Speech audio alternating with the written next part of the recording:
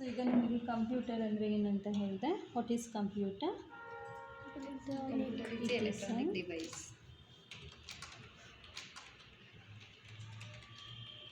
Electronic device. ಇದ್ರ ಕೆಲಸ ಏನು? It accept data. ಸೊ ನಮ್ಮಿಂದ ಡೇಟಾನ ಕಲೆಕ್ಟ್ ಮಾಡಿ ಪ್ರೋಸೆಸ್ ಮಾಡಿ ಆ್ಯಂಡ್ ಗಿವ್ ದ ಇನ್ಫಾರ್ಮೇಷನ್ಸ್.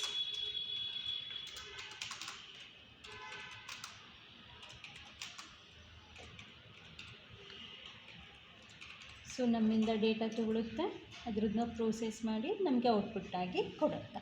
ಈಗ ಇಲ್ಲಿ ನಮಗೆ ಕಂಪ್ಯೂಟರ್ ಅನ್ನೋದು ಒಂದು ಡಿವೈಸಸ್ ಆಗಿರೋದ್ರಿಂದ ನಮಗೆ ಇಲ್ಲಿ ಕೆಲವು ಮೋರ್ ದ್ಯಾನ್ ಡಿವೈಸಸ್ ಬರುತ್ತೆ. ಅಂದರೆ ಯಾವುದೋ ಒಂದು ಡಿವೈಸ್ನ ನಾವು ಕಂಪ್ಯೂಟರ್ ಅಂತ ಹೇಳಕ್ಕೆ ಬರಲ್ಲ. ಸೊ ನಮಗೆ ಕಂಪ್ಯೂಟರ್ದೇ ಕೆಲವು ಅಸೆಂಬಲ್ಸ್ಗಳಿರುತ್ತೆ, ಅಂದರೆ ಎಲ್ಲ ಮಿಕ್ಸಲ್ಲಿರುತ್ತೆ. ಮೌಸು, ಕೀಬೋರ್ಡು, ಮಾನಿಟರ್ ಇವೆಲ್ಲ ಸೇರಿದರೆ ನಾವು ಕಂಪ್ಯೂಟರ್ ಅಂತ ಹೇಳೋವಂಥದ್ದು. ಸೊ ಈಗ ನಮಗೆ ಕಂಪ್ಯೂಟರಲ್ಲಿ ಏನು ಡಿವೈಸಸ್ ಬರುತ್ತೆ, ಇಲ್ಲೇ ಇದೆ ನೋಡಿ. ನಿಮಗೆ ಇಟ್ ಅಕ್ಸೆಪ್ಟ್ ಡೇಟಾ. ಅಕ್ಸೆಪ್ಟ್ ಅಂದರೆ ತೊಗೊಳೋದಕ್ಕೆ ಏನೇನು ಡಿವೈಸ್ ತೊಗೊಳುತ್ತೆ ಅದು. ಪ್ರೋಸೆಸ್ ಮಾಡೋದಕ್ಕೆ ಏನೇನು ಡಿವೈಸಸ್ ಬೇಕೋ ಅದು ಪ್ರೊಸೆಸಿಂಗ್ ಡಿವೈಸ್. ಅಕ್ಸೆಪ್ಟ್ ಮಾಡೋದಕ್ಕೆ ಏನೇನು ಡಿವೈಸಸ್ ಬೇಕೋ ಅದೆಲ್ಲ ಇನ್ಪುಟ್ ಡಿವೈಸ್. ನಮಗೆ ಔಟ್ಪುಟ್ ಕೊಡೋದಕ್ಕೆ ಬೇಕಾಗಿರೋ ಡಿವೈಸಸ್ನೆಲ್ಲ ನಾವೇನಂತ ಹೇಳ್ತೀವಿ? Output device. ಇದನ್ನು ಕಂಪ್ಯೂಟರ್ ಹಾರ್ಡ್ವೇರ್ಸ್ ಅಂತ ಹೇಳ್ತೀವಿ. ಹಾರ್ಡ್ವೇರ್ ಅಂದರೆ ನಮ್ಮ ಕಂಪ್ಯೂಟರಲ್ಲಿ ಬರೋ ಅಂಥ ಫಿಸಿಕಲ್ ಕಾಂಪೋನೆಂಟ್ಸ್ಗಳು ಅಥವಾ ಪೆರಿಪಿರಲ್ಸ್ ಅಂತ ಹೇಳ್ತೀವಿ, ಅಥವಾ ಇಕ್ವಿಪ್ಮೆಂಟ್ಸ್ ಅಂತ ಹೇಳ್ತೀವಿ. ಈಗ ನಮ್ಮ ಕಂಪ್ಯೂಟರಲ್ಲಿರುವಂಥ ಡಿವೈಸಸ್ನ ನಾವು ಹಾರ್ಡ್ವೇರ್ ಅಂತ ಹೇಳ್ತೀವಿ. ಹಾರ್ಡ್ವೇರಲ್ಲಿ ಒಂದು input output device, next storage device, next processing device. So ಇನ್ನಂದರೆ ಒಳಗಡೆ ನಾವು ಅಂದರೆ ಕಂಪ್ಯೂಟರ್ ಒಳಗಡೆ ಡೇಟಾ ಕಳಿಸೋದಕ್ಕೆ ಬೇಕಾಗಿರೋ ಅಂಥ ಡಿವೈಸ್. ಔಟ್ ಅಂದರೆ ಕಂಪ್ಯೂಟರಿಂದ ಹೊರಗಡೆ ತೆಗೆಯೋದಕ್ಕೆ ಬೇಕಾಗಿರೋ ಅಂಥ ಡಿವೈಸ್. ಸ್ಟೋರೇಜ್ ಅಂದರೆ ಈಗ ನಾವು ಏನು ಕೆಲಸ ಕೊಟ್ಟಿರ್ತೀವಿ ಅದನ್ನು ಸ್ಟೋರ್ ಮಾಡಬೇಕು. ಯಾಕೆಂದರೆ ಈಗ ಸ್ಟೋರ್ ಮಾಡಲಿಲ್ಲ ಅಂದರೆ ಏನಾಗುತ್ತೆ? ಸೇವ್ ಆಗಿರೋಲ್ಲ, ಮತ್ತು ನಾನು ವರ್ಕ್ ಮಾಡಲೇಬೇಕಾಗಿರುತ್ತೆ. ಈಗ ನಮ್ಮದು ಕಂಪ್ಯೂಟರ್ದು ಮೇನ್ ಪರ್ಪಸ್ ಏನು? ಸ್ಟೋರ್ ಮಾಡೋದಕ್ಕೆ, ಸ್ಪೀಡಾಗಿ ವರ್ಕ್ ಮಾಡೋದಕ್ಕೆ, ಆ್ಯಂಡ್ ಕ್ಯಾಲ್ಕುಲೇಟಿಂಗ್ ಪರ್ಪಸಲ್ಲಿ ಯೂಸ್ ಮಾಡ್ತೀವಿ, ಆ್ಯಂಡ್ ಅಕ್ಯುರೆನ್ಸಿ. ಇದನ್ನು ಕಂಪ್ಯೂಟರ್ದು ಕ್ಯಾರೆಕ್ಟರಿಸ್ಟಿಕ್ಸ್ ಅಂತ ಹೇಳ್ತೀವಿ. ಸೊ ಕಂಪ್ಯೂಟರ್ನ ನಾವು ಬಳಸೋ ಅಂಥ ಉದ್ದೇಶ ಏನಂದರೆ ನಾವು ಮಾಡಿರೋ ಅಂಥ ಡೇಟಾನ ಸ್ಟೋರ್ ಮಾಡ್ತೀವಿ ಮತ್ತು ಫಾಸ್ಟಾಗಿ ವರ್ಕ್ ಮಾಡೋದಕ್ಕೆ. ಈಗ ನಾವು ಮ್ಯಾನ್ಯಲಾಗಿ ಮಾಡೋದಕ್ಕೂ ಸಿಸ್ಟಮಲ್ಲಿ ಮಾಡೋದಕ್ಕೂ ಫಾಸ್ಟಾಗಿರುತ್ತೆ. ಹಾಗಾಗಿ ನಾವು ಕಂಪ್ಯೂಟರ್ನ ಬಳಸ್ತೀವಿ ಕ್ಯಾಲ್ಕುಲೇಟ್ ಮಾಡೋದಕ್ಕೆ, ಮತ್ತು ಅಕ್ಯುರೇಟ್ ಆಗಿರುತ್ತೆ, ಕರೆಕ್ಟಾಗಿರುತ್ತೆ. ಈಗ ನಾನು ಇಲ್ಲಿ ಏನಾದ್ರು ತಪ್ಪು ಮಾಡ್ತಿದ್ರೆ ಅದು ಟ್ರೇಸ್ ಔಟ್ ಮಾಡ್ತಾ ಇರುತ್ತೆ, ಇದು ತಪ್ಪಾಗ್ತಾ ಇದೆ ಅಂತ. ನಾವು ಹಾಗಾಗಿ ಈಸಿಯಾಗಿ ನಾನು ಕರೆಕ್ಷನ್ ಮಾಡ್ಬೋದು. ಹಾಗಾಗಿ ಕಂಪ್ಯೂಟರ್ನ ಬಳಸ್ತೀವಿ. ಇಲ್ಲಿ ಫಸ್ಟು ನಾವೀಗ ಇನ್ಪುಟ್ ಡಿವೈಸಸ್ ಈಗ ನಿಮಗಿಲ್ಲೇ ತೋರಿಸ್ತೀನಿ. ಇದೆಲ್ಲ ನಿಮಗೆ ಇನ್ಪುಟ್ ಡಿವೈಸಸ್ ನೋಡಿ. ಜಾಯ್ಸ್ಟಿಕ್ ಇದೆ, ಮೌಸು, ಮೈಕು ಅಥವಾ ಮೈಕ್ರೋಫೋನ್ ಅಂತಲೇ ಹೇಳ್ತೀವಿ, ಆ್ಯಂಡ್ ಟಚ್ ಪ್ಯಾಡ್. ಲ್ಯಾಪ್ಟಾಪಲ್ಲಿ ಟಚ್ ಪ್ಯಾಡ್ ಇರುತ್ತಲ್ಲ ಅದು, ಕ್ಯಾಮ್ರಾ, ವೆಬ್ ಕ್ಯಾಮ್ರಾ ಆಗ್ಬೋದು ಅಥವಾ ನಾರ್ಮಲ್ ಕ್ಯಾಮ್ರಾ ಆಗ್ಬೋದು, ಆ್ಯಂಡ್ ಸ್ಕ್ಯಾನರ್, ಇದು ಬಾರ್ಕೋಡ್ ರೀಡರ್ ಇರುತ್ತಲ್ಲ ಅದು, ಮತ್ತು ಕೀಬೋರ್ಡ್. ಇಲ್ಲಿ ಟಚ್ ಫ್ಲ್ಯಾಟ್ ಸ್ಕ್ಯಾನರ್ ಅಂತ ಇದೆ. ಸ್ಕ್ಯಾನರಲ್ಲೇ ಬೇರೆ ಬೇರೆ ಥರ ಇರುತ್ತೆ. ಇಲ್ಲ list: keyboard, mouse, scanner, track ball, joystick, light pen, touch screen, optical card reader, OCR, OMR.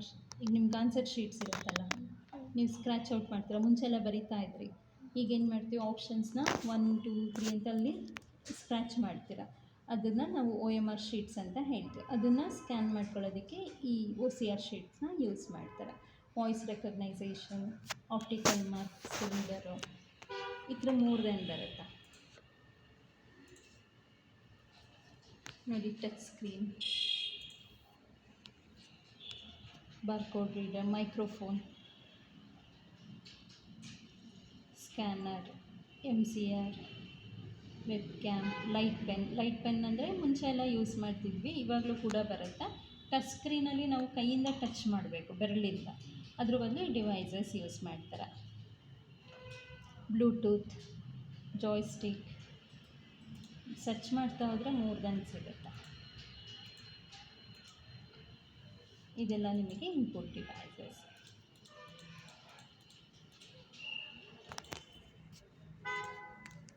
So ಇದನ್ನು ಏನಕ್ಕೆ ಯೂಸ್ ಮಾಡ್ತೀರಾ? ಆನ್ಲೈನ್ ಗೇಮ್ ಕಂಟ್ರೋಲಿಂಗಲ್ಲಿ ಯೂಸ್ ಮಾಡ್ತೀರಾ. ಮೌಸು ನಿಮ್ಗೆ ಆಲ್ಮೋಸ್ಟ್ ಗೊತ್ತು. ಏನಕ್ಕೆ ಯೂಸ್ ಮಾಡ್ತೀರಾ ಅಂದರೆ ಈಗ ನಾವು ಆಪ್ಷನ್ಸ್ಗಳನ್ನ ಸೆಲೆಕ್ಟ್ ಮಾಡೋದಕ್ಕೆ. ಈಗ ನಾರ್ಮಲ್ ಡಿವೈಸಸ್ ಅಂತ ಇದ್ದಾಗ ಅದರಲ್ಲಿ ನಮಗೆ ಆಪ್ಷನ್ಸ್ಗಳು ಸೆಲೆಕ್ಟ್ ಆಗಬೇಕು, ಅದಕ್ಕೆ. ಮೈಕ್ ಮಾತಾಡೋದಕ್ಕೆ.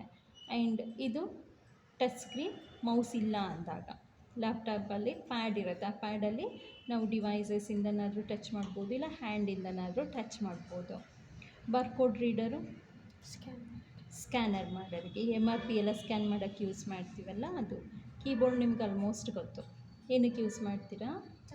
ಟೈಪಿಂಗಿಗೆ.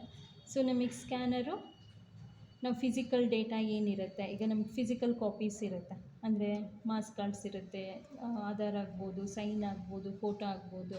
ಇದನ್ನು ನಾವು ಕಂಪ್ಯೂಟರಲ್ಲಿ ಅಪ್ಲೋಡ್ ಮಾಡಬೇಕು ಅಂತ ಅಂದಾಗ ನಾವು ಅದನ್ನು ಅಲ್ಲಿ ಪ್ರಿಪೇರ್ ಮಾಡೋಕ್ಕಾಗಲ್ಲ. ನಾವು ಸ್ಕ್ಯಾನ್ ಮಾಡಿ ಅದನ್ನು ಫೋಟೋ ಕಾಪಿಯಾಗಿ ಇಟ್ಕೊಳ್ತೀವಿ. ಆವಾಗ ನೀವು ಸ್ಕ್ಯಾನರ್ ಯೂಸ್ ಮಾಡ್ತೀರಾ. Same devices. ಇದೆಲ್ಲ ನಿಮಗೆ ಇನ್ಪುಟ್ ಡಿವೈಸಸ್. ನಾವು ಇಂಥದ್ದೇ ಇನ್ಪುಟ್ ಡಿವೈಸಸ್, ಇಂಥದ್ದೇ ಔಟ್ಪುಟ್ ಡಿವೈಸಸ್ ಅಂತಲ್ಲ, ನಿಮ್ಗೆ ಐಡಿಯಾಸ್ ಗೊತ್ತಿರಬೇಕು. ಇನ್ನಂದರೆ ನಂಗೆ ಔಟ್ಸೈಡಿಂದ ಕಂಪ್ಯೂಟರ್ ಡಿವೈಸಸ್ ಒಳಗಡೆ ಡೇಟಾ ಕಳಿಸೋದಕ್ಕೆ ಏನು ಡಿವೈಸ್ ಬಳಸ್ತೀವಿ ಅದು ಇನ್ಪುಟ್. ಔಟ್ಪುಟ್ ಅಂದರೆ ಏನಕ್ಕೆ ಯೂಸ್ ಮಾಡ್ತೀರಾ? ಔಟ್ಪುಟ್ ಡಿವೈಸಸ್ ಏನಕ್ಕೆ ಯೂಸ್ ಮಾಡ್ತೀರಾ? ಸಿಸ್ಟಮಿಂದ ಡೇಟಾನ ಹೊರಗಡೆ ತೆಗೆಯೋದಕ್ಕೆ.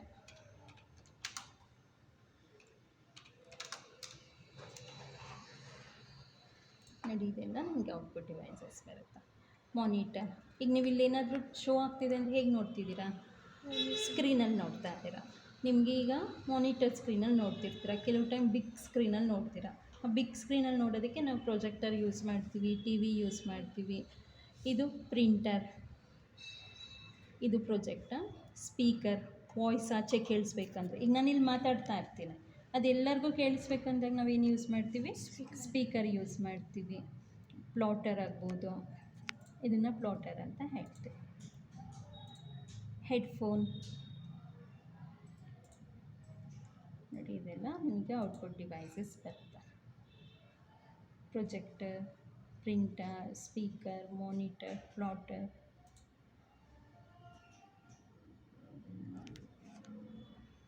ಇಯರ್ಫೋನ್.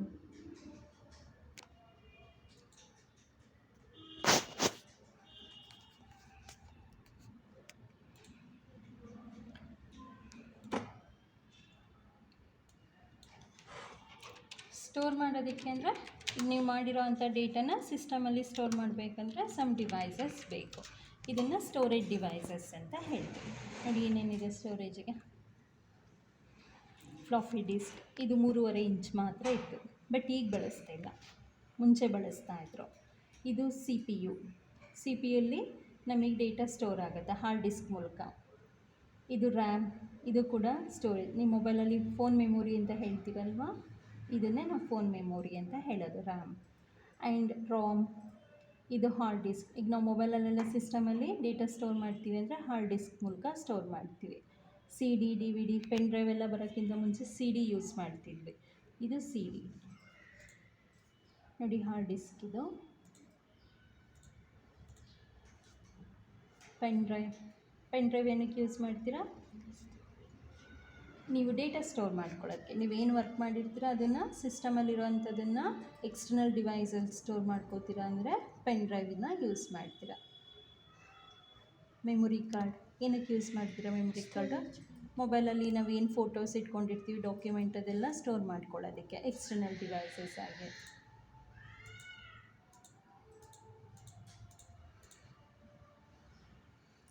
ಟೇಪ್ ರೈಡರ್ ಎಲ್ಲಿ ಯೂಸ್ ಮಾಡ್ತಿದ್ರಿ?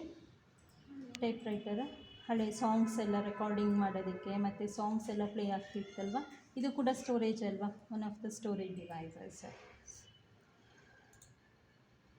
ಇದು ನಿಮಗೆ ಪೆನ್ ಡ್ರೈವ್. ಇದು ನೋಡಿ ಇಲ್ಲ ಡಿ ವಿ ಡಿ ರೈಟರ್. ಇದು D V D writer.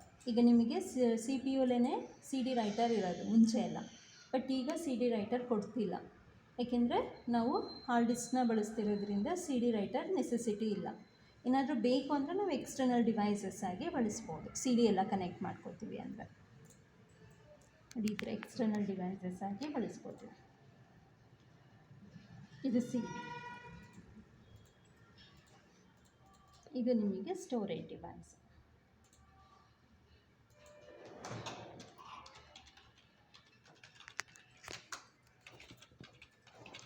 Processing devices ಅಂದರೆ ಕಂಪ್ಯೂಟರ್ ಕೆಲಸ ಮಾಡೋದಕ್ಕೆ ಏನೇನು ಡಿವೈಸಸ್ ಇದೆ ಅಂತ.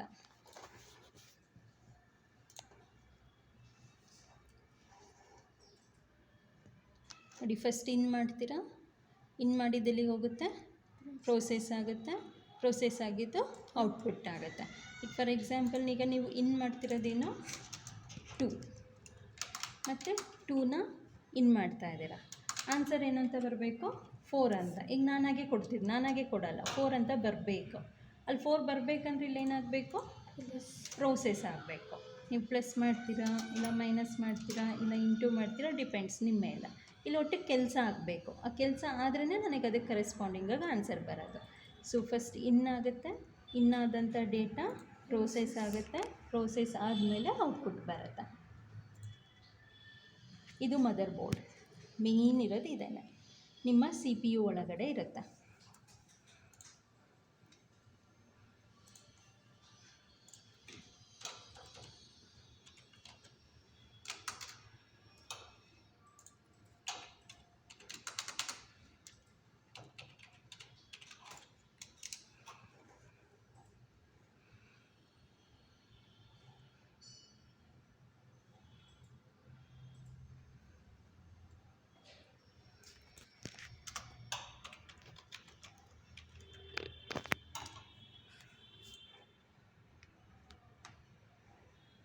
ನೋಡಿ ಇದು ಸಿ ಪಿ ಯು. ನಿಮಗೆ ಹೊರಗಡೆಯಿಂದ ನೋಡೋದಕ್ಕೆ ಒಂದು ಬಾಕ್ಸ್ ಥರ ಕಾಣಿಸುತ್ತೆ ಅಲ್ವಾ, ಹೊರಗಿಂದ ನೋಡಿ ಒಳಗಡೆ ಈ ಥರ ಡಿವೈಸಸ್ ಇರುತ್ತೆ ಸಿ ಪಿ ಯು ಒಳಗಡೆ. ಇದು ಮದರ್ ಬೋರ್ಡು. ನೋಡಿ ಇದು ಈ ಬೋರ್ಡ್ ಇರುತ್ತಲ್ಲ, ಈ ಬೋರ್ಡು ನಮಗೆ ಸಿ ಪಿ ಯು ಒಳಗಡೆ ಇರುತ್ತೆ. ಈ ಬೋರ್ಡ್ನ ನಾವು ಮದರ್ ಬೋರ್ಡ್ ಅಂತ ಹೇಳ್ತೀವಿ. ನೋಡಿ ಇಲ್ಲೆಲ್ಲ ನಿಮಗೆ ಇದೆಯಲ್ಲ, ಇದು ರ್ಯಾಮ್ ಪೋರ್ಟ್ ಸ್ಟೋರೇಜಿಗೆ. ಅಂದರೆ ಎಕ್ಸ್ಟರ್ನಲ್ ಸ್ಟೋರೇಜ್ ಅಲ್ಲ, ಇಂಟರ್ನಲ್ ಸ್ಟೋರೇಜ್. ಅಂದರೆ ನೀವು ಸೇವ್ ಮಾಡೋಕ್ಕಿಂತ ಮುಂಚೆ ನೀವೇನು ಟೈಪ್ ಮಾಡ್ತೀರೋ ಅದು ಆ್ಯಕ್ಸೆಸ್ ಆಗ್ತಾ ಇರುತ್ತಲ್ಲ, ಅದು ಇಲ್ಲಿ ರ್ಯಾಮಲ್ಲಿ ವರ್ಕ್ ಆಗ್ತಾ ಇರುತ್ತೆ. ಈಗ ನಿಮಗೆ ರ್ಯಾಮ್ ಇಲ್ಲ ಅಂದ್ರೂ ಕಂಪ್ಯೂಟರ್ ಆನ್ ಆಗೋಲ್ಲ. ಇದು ಮೈಕ್ರೋ ಪ್ರೊಸೆಸರ್, ಪ್ರೊಸೆಸಿಂಗ್ ಡಿವೈಸ್. ಇದೆಲ್ಲ ನಿಮಗೆ I C, integrated circuit, power ಸರ್ಕ್ಯೂಟ್ಸ್ಗಳಾಗ್ಬೋದು, ಚಾರ್ಜಿಂಗ್ ಸರ್ಕ್ಯೂಟ್ಸ್ ಆಗ್ಬೋದು, ಆ್ಯಂಡ್ ಪೋರ್ಟ್ಗಳಾಗ್ಬೋದು. ಇದೆಲ್ಲ ಇಲ್ಲಿರುತ್ತೆ. ಚಿಕ್ಕ ಚಿಕ್ಕ ಸ್ಮಾಲ್ ಐ ಸಿಗಳಿರುತ್ತೆ.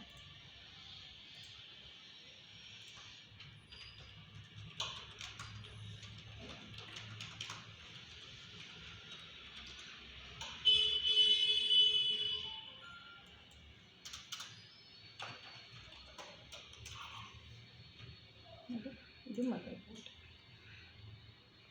ಇದೇ ಮೇನ್ ಡಿವೈಸ್.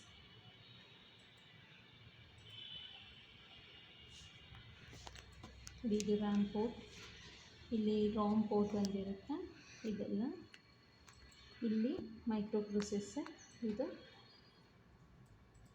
ಇಲ್ಲಿ ಕೆಲವು ಪೋರ್ಟ್ಗಳಿದೆಯಲ್ಲ, ಇಲ್ಲಿ ಒಂದು ಡಿವೈಸಿಂದ ಇನ್ನೊಂದು ಡಿವೈಸಿಗೆ ಕನೆಕ್ಷನ್ಸ್ ಇರುತ್ತೆ.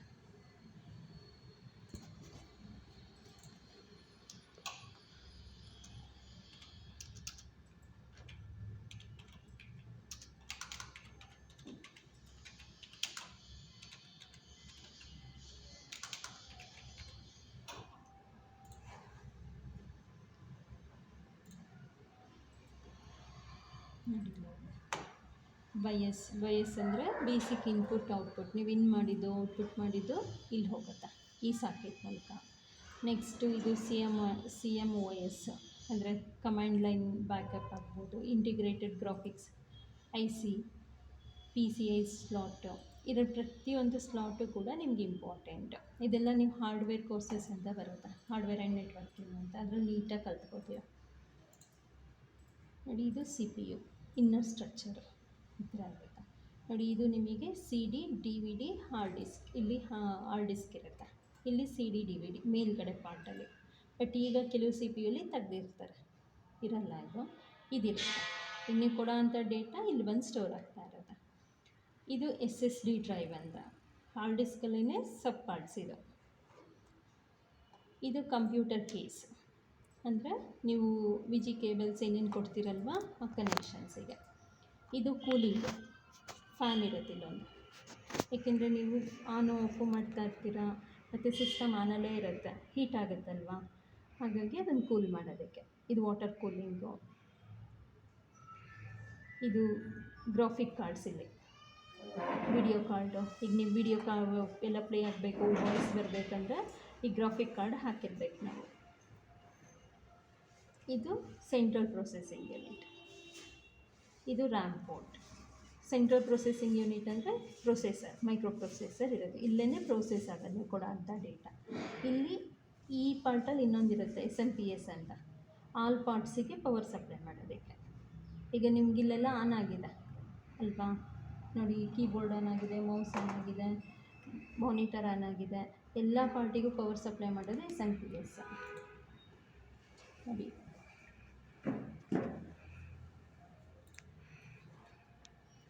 ಇದು cooling, floppy disk, hard drive, optical disk, mother board, ಇದೆಲ್ಲ ಇಂಟರ್ನಲ್ಲಲ್ಲಿರುತ್ತೆ. ಇದಕ್ಕೆ ಕನೆಕ್ಟ್ ಮಾಡೋದಕ್ಕೆ ನಾವು ಕೆಲವು ಕೇಬಲ್ಸ್ ಬಳಸ್ತೀವಿ, ಆ ಕೇಬಲ್ನ ಬಸ್ ಅಂತ ಹೇಳ್ತೀವಿ, ಬಸ್ಸಸ್ ಅಂತ. ಈಗ ನಮ್ಮ ಹ್ಯೂಮನ್ ಬಾಡಿಯಿಂದ ಒಂದು ಪಾರ್ಟಿಂದ ಇನ್ನೊಂದು ಬಾಡಿಗೆ, ಅಂದರೆ ಇನ್ನೊಂದು ಪಾರ್ಟಿಗೆ ಕನೆಕ್ಷನ್ಸ್ ಹೇಗಾಗುತ್ತೆ, ಈಗ ನನಗೆ ಕಣ್ಣಿಂದ ಕೈಗೆ ಹೇಗೆ ಕನೆಕ್ಷನ್ಸ್ ಇರುತ್ತೆ, ನರ್ವ್ ಸಿಸ್ಟಮಿಂದ ಅಲ್ವಾ, ಇಲ್ಲೂ ಹಾಗೆ ನಮ್ಮ ಕಂಪ್ಯೂಟರಲ್ಲೂ ಒಂದು ಡಿವೈಸಿಂದ ಇನ್ನೊಂದು ಡಿವೈಸಿಗೆ ಕನೆಕ್ಷನ್ಸ್ ಇರುತ್ತೆ, ಆ ಕನೆಕ್ಷನ್ಸ್ನ ಬಸ್ಸಸ್ ಅಂತ ಹೇಳ್ತೀವಿ. ಬಸ್ಸಸ್ ಅಂದರೆ BUSS.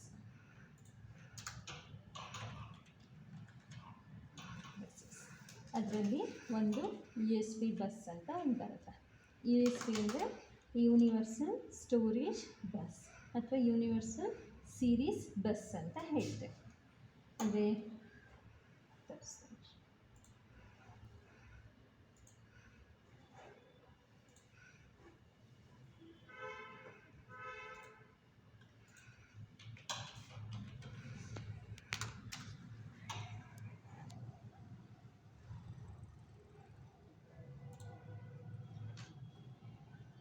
ಈ ಥರ ಕೇಬಲ್ಸ್ಗಳು.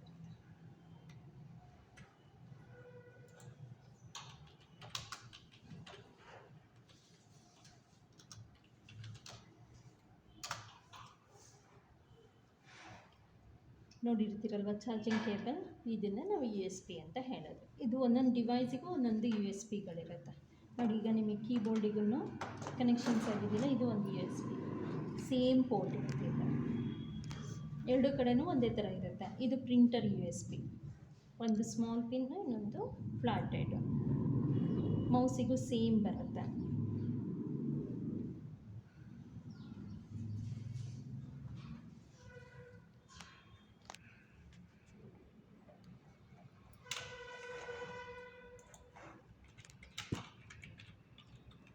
ಇದು VG ಕೇಬಲ್. VG ಕೇಬಲ್ ಅಂದರೆ ಡಿಸ್ಪ್ಲೇಗೆ ನೋಡಿ, ಈ ಥರ VG ಕೇಬಲ್ಸ್ ಇರುತ್ತೆ. ನಿಮಗೆ ಡಿಸ್ಪ್ಲೇ ಡಿವೈಸಸ್ ಏನೇನು ಬರುತ್ತೆ ಅದಕ್ಕೆಲ್ಲ VG ಕೇಬಲ್ಸ್ ಹಾಕಬೇಕು. ಯಾವುದ್ಯಾವ್ದು ಬರುತ್ತೆ display, monitor display, projector, TV, CC ಕ್ಯಾಮ್ರಾದ್ದು ಕನೆಕ್ಷನ್ಸ್ ಆಗ್ಬೋದು. ಇದಕ್ಕೆಲ್ಲ ನಾವು ಈ ಥರ VG ಕೇಬಲ್ಸ್ನ ಕನೆಕ್ಟ್ ಮಾಡ್ಕೊತೀವಿ ನೋಡಿ. ಇಲ್ಲಿ ನಿಮಗೆ ನೋಡ್ಬೋದು ನೋಡಿ, ಇದು ಡಿಸ್ಪ್ಲೇ ಅಲ್ವಾ, ಇಲ್ಲಿಂದ ಒಂದು CPU ಹೋಗಿರುತ್ತೆ. ಇದು ಪವರ್ ಕೇಬಲ್ ಆನ್ ಆಗೋದಕ್ಕೆ, ಇಲ್ಲಿಂದ ಸ್ವಿಚ್ ಬಾಕ್ಸಿಗೆ ಒಂದು ಹೋಗಿರುತ್ತೆ.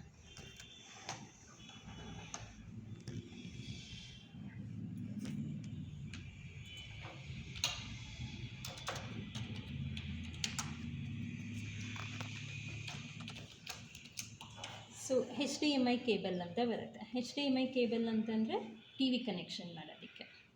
ಈಗ CC ಕ್ಯಾಮ್ರಾ ಎಲ್ಲ ರನ್ ಆಗಬೇಕಲ್ವ, ಆವಾಗೆಲ್ಲ ನಾವು ಈ HDMI ಕೇಬಲ್ಸ್ನ ಹಾಕ್ತೀವಿ ಟಿ ವಿ ಕನೆಕ್ಟ್ ಮಾಡ್ಕೊಳ್ಳೋದು. ಸೇಮ್ ವಿಜಿ ಕೇಬಲ್ ಸ್ವಲ್ಪ ದೊಡ್ಡದು ಬರುತ್ತೆ, ಸ್ವಲ್ಪ ಸಣ್ಣ ಬರುತ್ತೆ ಅಷ್ಟೇ ಪೋರ್ಟ್. ಇದೆಲ್ಲ ನಿಮಗೆ ಡಿಸ್ಪ್ಲೇ ಡಿವೈಸಸ್. ಡಿಸ್ಪ್ಲೇಗೆ ಬೇಕು ಅಂದರೆ ಈ ಥರ ಕೇಬಲ್ಸ್ಗಳನ್ನ ಹಾಕ್ತೀವಿ. ಈ ಎಲ್ಲ ಪಾರ್ಟ್ಸ್ನ ನಾವೇನಂತ ಹೇಳ್ತೀವಿ, ಹಾರ್ಡ್ವೇರ್ ಅಂತ ಹೇಳ್ತೀವಿ. ಅಂದರೆ ಕಂಪ್ಯೂಟರಿಗೆ ಸಂಬಂಧಪಟ್ಟಂಥ ಪಾರ್ಟ್ಸ್ಗಳೇನೇನಿದೆ ಅದೆಲ್ಲ hardware.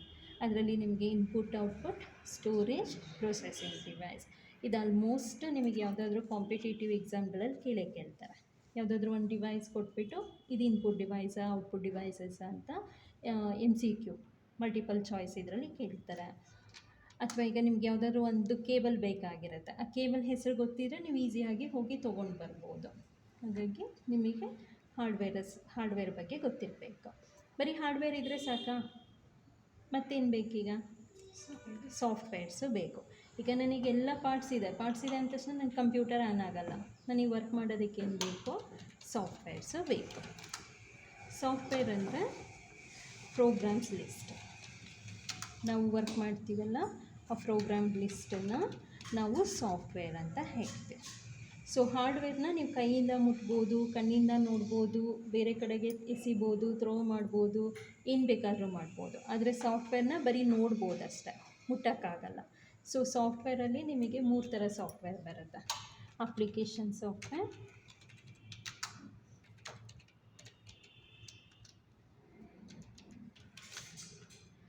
System software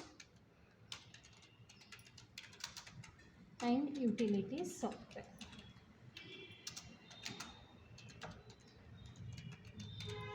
so application software ಅಂದರೆ ನಮ್ಮ ಅಪ್ಲಿಕೇಶನ್ ಬೇಸ್ ಮೇಲೆ ನಾವು ಕೆಲವು ಸಾಫ್ಟ್ವೇರ್ಗಳನ್ನ ರನ್ ಮಾಡ್ತೀವಿ. ಈಗ ನಿಮಗೆ ಮೊಬೈಲಲ್ಲಿ ಕೆಲವು ಆ್ಯಪ್ಗಳನ್ನ ನೀವು ಇನ್ಬಿಲ್ಟು ಇರುತ್ತೆ, ಕೆಲವನ್ನ ನೀವು ಅಡಿಷನಲ್ ಹಾಕೋತೀರ. ಯಾಕೆ ಇರಲ್ಲ ಅಂತ, ಮತ್ತು ನಮಗೆ ಯೂಸ್ ಇರುತ್ತೆ ಅದರಿಂದ. ಈಗ ಫಾರ್ ಎಕ್ಸಾಂಪಲ್ ಈಗ ನಿಮ್ಗೆ ವಾಟ್ಸಪ್ ಇರಲ್ಲ, ಬಟ್ ವಾಟ್ಸಪ್ ಬೇಕು ನನಗೆ. ಈ ಥರ ನಾನು ಅಡಿಷನ್ ಆಗಿ ತೊಗೋತೀನಲ್ಲ, ಅದು ನಮ್ಮ ಅಪ್ಲಿಕೇಶನ್. ಅಂದರೆ ನನ್ನ ಯೂಸಸ್ಸಿಗೆ ತಕ್ಕ ಹಾಗೆ ನಾನು ಕೆಲವು ಸಾಫ್ಟ್ವೇರ್ಗಳನ್ನ ಬಳಸ್ತೀನಿ. ಅದನ್ನು ಅಪ್ಲಿಕೇಶನ್ ಸಾಫ್ಟ್ವೇರ್ಸ್ ಅಂತ ಹೇಳ್ತೀನಿ. ನಾವು ಆಲ್ಮೋಸ್ಟ್ ಕಂಪ್ಯೂಟರಲ್ಲಿ ಜಾಸ್ತಿ ಬಳಸೋದೇ ಅಪ್ಲಿಕೇಶನ್ ಸಾಫ್ಟ್ವೇರ್. ನೋಡಿ, ಇದೆಲ್ಲ ಅಪ್ಲಿಕೇಶನ್ ಸಾಫ್ಟ್ವೇರ್. ನೋಡಿ, ಪವರ್ ಪಾಯಿಂಟು, ಇದು ವಿಡಿಯೋ ಮೀಡಿಯಾ, ಅಂದರೆ ನೀವು ವೀಡಿಯೋಸ್ ಎಲ್ಲ ಪ್ಲೇ ಮಾಡೋದಕ್ಕೆ ಬಳಸ್ತೀರ. ಎಕ್ಸೆಲ್ ಆಗ್ಬೋದು, ಫೋಟೋಶಾಪ್ ಆಗ್ಬೋದು, ಕ್ರೋಮ್ ಆಗ್ಬೋದು, ಈ ಥರ ತುಂಬ ಬರುತ್ತೆ. ಇವೆಲ್ಲ ನಮಗೆ ಸಾಫ್ಟ್ವೇರ್ಸ್ಗಳೇ. ಸಿಸ್ಟಮ್ ಸಾಫ್ಟ್ವೇರ್ ಅಂದರೆ ನಮಗೆ ಸಿಸ್ಟಮಲ್ಲಿ ಕೆಲವು ಇನ್ಬಿಲ್ಟ್ ಇರುತ್ತೆ. ಈಗ ನಿಮ್ಮ ಮೊಬೈಲಲ್ಲಿ ಹೇಗೆ ಇನ್ಬಿಲ್ಟ್ ಆ್ಯಪ್ಗಳಿರುತ್ತಲ್ವ, ಆ ಥರ ಇರುತ್ತೆ. ಅದನ್ನು ನಾವು ಸಿಸ್ಟಮ್ ಸಾಫ್ಟ್ವೇರ್ ಅಂತ ಹೇಳ್ತೀವಿ.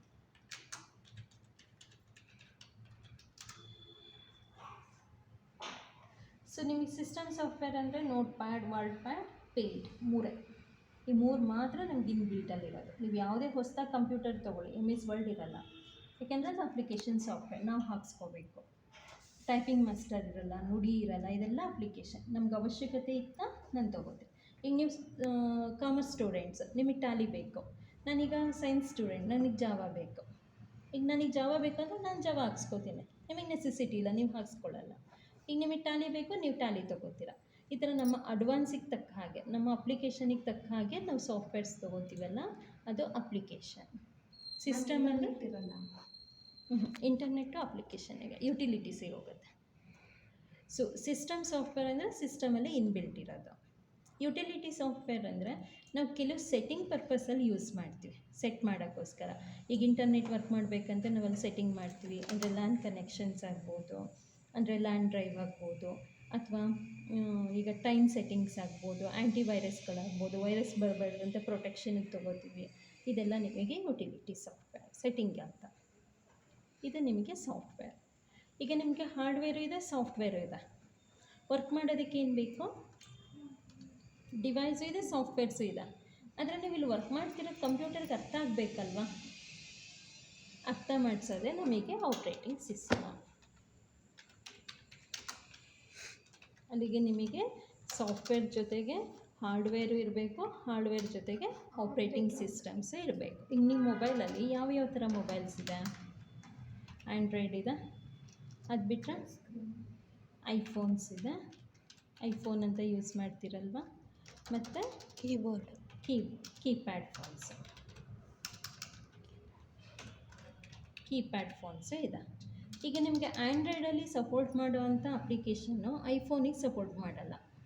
ಐಫೋನಲ್ಲಿ ಮಾಡೋವಂಥದ್ದು ಕೀಪ್ಯಾಡಿಗೆ ಮಾಡಲ್ಲ. ಯಾಕೆ? ಆ ಫ್ಯೂಚರ್ಸ್ಗಳನ್ನ ಚೇಂಜ್ ಮಾಡಿರ್ತಾರೆ ಅಷ್ಟೇ. ಈಗ ಆ್ಯಂಡ್ರಾಯ್ಡಲ್ಲಿ ಕೆಲವು ಫ್ಯೂಚರ್ಸ್ ಇರುತ್ತೆ, ಐಫೋನಲ್ಲೇ ಬೇರೆ ಫ್ಯೂಚರ್ಸ್ ಇರುತ್ತೆ. ಸೊ ಇದನ್ನೇ ನಾವು ಆಪ್ರೇಟಿಂಗ್ ಸಿಸ್ಟಮ್ ಅಂತ ಹೇಳಿ ನೋಡಿ, ನೇಮಲ್ಲೇ ಇದೆ ಆಪ್ರೇಟ್. ಸೊ ಒಬ್ಬ ಯೂಸರ್ ಅಂದರೆ ನಾವು ಆಪ್ರೇಟ್ ಮಾಡೋದನ್ನು ಕಂಪ್ಯೂಟರ್ಗೆ ಅರ್ಥ ಮಾಡಿಸೋದೇ ಆಪ್ರೇಟಿಂಗ್ ಸಿಸ್ಟಮ್. ಅದರಲ್ಲಿ Windows, DOS, Linux, Unix, Apple, Mac, Ubuntu, ಈ ಥರ ತುಂಬ ಆಪ್ರೇಟಿಂಗ್ ಸಿಸ್ಟಮ್ಸ್ ಇದೆ. ಸೊ ವಿಂಡೋಸ್ ಅನ್ನೋದು ನಾವೆಲ್ಲ ಯೂಸ್ ಮಾಡ್ತಿರೋದು ಯೂಸರ್ ಫ್ರೆಂಡ್ಲಿ ಆಪ್ರೇಟಿಂಗ್ ಸಿಸ್ಟಮ್. ಪ್ರತಿಯೊಬ್ಬ ಯೂಸರು ಈಸಿಯಾಗಿ ಆ್ಯಕ್ಸೆಸ್ ಮಾಡ್ಬೋದಂದರೆ ಅದು ವಿಂಡೋಸಿಂದ. ಡಾಸ್ ಅಂದರೆ ಡಿಸ್ಕ್ ಆಪ್ರೇಟಿಂಗ್ ಸಿಸ್ಟಮ್.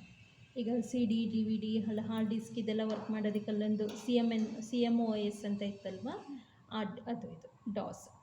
ಲಿನಿಕ್ಸು, ಯುನಿಕ್ಸು ಇವಾಗ ರೇರು, ಬಟ್ ಮುಂಚೆ ವಿಂಡೋಸ್ ಬಂದಿದ್ದು 1995 ಅದಕ್ಕಿಂತ ಮುಂಚೆ ಯೂಸ್ ಆಗ್ತಿದ್ದಿದ್ದು ಆಪ್ರೇಟಿಂಗ್ ಸಿಸ್ಟಮು ಲಿನಿಕ್ಸ್. ಇದನ್ನು ಡೀಟೇಲಾಗಿ ನಾನು ಥಿಯರಿ ಕ್ಲಾಸಲ್ಲಿ ಹೇಳ್ತೀನಿ ನಿಮಗೆ. ಸೊ ಆ್ಯಪಲ್ ಅಂದರೆ ನೀವು ಐಫೋನ್ ಹೇಗೆ ಯೂಸ್ ಮಾಡ್ತೀರ ಆ ಥರ ಸಿಸ್ಟಮ್ಸಲ್ಲೂ ಕೂಡ ಆ್ಯಪಲ್ ಆಪ್ರೇಟಿಂಗ್ ಸಿಸ್ಟಮ್ ಬರುತ್ತೆ, ಆ ಕಾನ್ಫಿಗರೇಷನ್. ಮ್ಯಾಕು, ಬಂಟು ಇವೆಲ್ಲ ಡಾಸ್ ಆಪ್ರೇಟಿಂಗ್ ಸಿಸ್ಟಮ್ಸ್. ಇದ್ರ ಡಿಫ್ರೆನ್ಸಸ್ ನಾನು ಹೇಳ್ತೀನಿ, ಡೀಟೇಲಾಗಿ ತೊಗೊಳ್ತೀನಿ. ಇದು ನಿಮಗೆ ಆಪ್ರೇಟಿಂಗ್ ಸಿಸ್ಟಮ್. ಇಷ್ಟು ಡಿವೈಸಸ್ನ ಬಳಸಿ ನಾವು ವರ್ಕ್ ಮಾಡ್ತಾ ಹೋಗ್ತೀವಿ. ಆದರೆ ಇದೆಲ್ಲ ನಮ್ಗೆ ಎಲ್ಲಿ ವರ್ಕ್ ಆಗ್ತಿರುತ್ತೆ? ಬ್ಯಾಕ್ ಹ್ಯಾಂಡಲ್ಲಿ ವರ್ಕ್ ಆಗ್ತಾ ಇರುತ್ತೆ. ನಮಗೆ ಅದ್ರ ಬಗ್ಗೆ ಐಡಿಯಾನೂ ಇರಲ್ಲ. ನಮ್ಮ ಪಾಡಿಗೆ ನಾವು ಫ್ರಂಟ್ ಹ್ಯಾಂಡಲ್ಲಿ ವರ್ಕ್ ಮಾಡ್ತಾ ಹೋಗ್ತೀವಿ. ಸುಮ್ಮನೆ ನಮ್ಮ ಪಾಡಿಗೆ ನಾವು ಏನು ಬೇಕಾದರೂ ಟೈಪ್ ಮಾಡ್ತೀವಿ, ಸೇವ್ ಮಾಡ್ತೀವಿ, ಪ್ರಿಂಟ್ ಮಾಡ್ಕೋತೀವಿ, ಮೇಲ್ ಬೇಕಾ ಮೇಲ್ ಕಳಿಸ್ಕೋತೀವಿ. ಅದರ ಬ್ಯಾಕ್ ಹ್ಯಾಂಡಲ್ಲಿ ಇಷ್ಟು ಪ್ರೋಸೆಸ್ ನಡೀತಾ ಇರುತ್ತೆ. ಇದನ್ನು ನಾವು ಬೇಸಿಕ್ಸ್ ಆಫ್ ಕಂಪ್ಯೂಟರ್ಸಲ್ಲಿ ಒಂದು ಪಾರ್ಟ್ ಫಂಡಮೆಂಟಲ್ಸ್ ಅಂತ ಹೇಳ್ತೀವಿ. ಅಂದರೆ ನಿಮಗೆ ಕಂಪ್ಯೂಟರ್ ಕಲಿಯೋಕ್ಕಿಂತ ಮುಂಚೆ ಸ್ವಲ್ಪ ಥಿಯರಿ ಕಾನ್ಸೆಪ್ಟ್ಸ್ ಗೊತ್ತಿರಬೇಕು, ಕಾಂಪಿಟೇಟಿವ್ ಎಕ್ಸಾಮ್ ಪರ್ಪಸಲ್ಲಿ. ಇಷ್ಟಿರಲಿ. ನೆಕ್ಸ್ಟ್ ಕ್ಲಾಸ್ ಥಿಯರಿ ಕ್ಲಾಸ್ ಹೇಳ್ತೀನಿ ಯಾವಾಗ ಅಂತ, ಅದರಲ್ಲಿ ಡೀಟೇಲಾಗಿ ಹೇಳ್ತೀನಿ. Generation of